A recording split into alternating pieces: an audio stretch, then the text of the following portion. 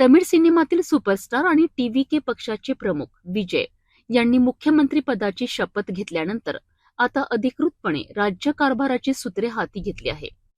चेन्नईतील तमिळनाडू सचिवालयात पोहोचत विजय यांनी मुख्यमंत्री म्हणून पदभार स्वीकारलाय.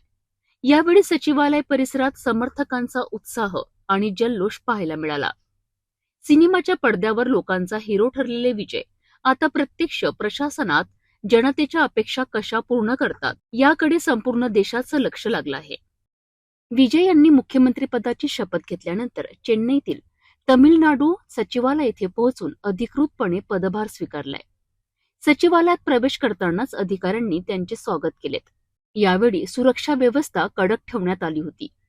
मुख्यमंत्री पद स्वीकारल्यानंतर विजय यांनी वरिष्ठ अधिकाऱ्यांसोबत प्राथमिक बैठक घेत प्रशासनाच्या कामकाजाचा आढावा घेतल्याची माहिती समोर येत आहे. राजकीय विश्लेषकांच्या मते तमिळनाडूच्या राजकारणात हा मोठा ऐतिहासिक क्षण मानला जातोय. कारण गेल्या अनेक दशकांपासून राज्याच्या राजकारणात वर्चस्व राखणाऱ्या पारंपरिक पक्षांना आव्हान देत विजय यांनी स्वतःची वेगळी राजकीय ओळख निर्माण केली आहे. फॅन क्लब पासून सुरू झालेला प्रवास आता थेट सचिवालयापर्यंत पोहोचला आहे. विजय यांच्या समर्थकांनी सचिवालयाबाहेर मोठ्या प्रमाणात जल्लोष केला. फटाके, घोषणाबाजी आणि विजय यांच्या पोस्टर्सनी परिसर दणाणून गेला होता. मुख्यमंत्री म्हणून विजय यांच्यासमोर आता रोजगार, महागाई, सामाजिक न्याय आणि विकास यांसारखी मोठी आव्हाने असणार आहेत. त्यांच्या पहिल्या निर्णयाकडे आता संपूर्ण राज्यांचं लक्ष लागलं आहे.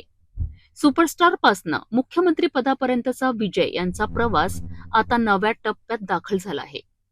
जनतेच्या प्रचंड अपेक्षा, राजकीय दबाव आणि प्रशासनाची मोठी जबाबदारी या सर्वांमध्ये विजय किती यशस्वी ठरतात हे येणारा काळच ठरविणार आहे.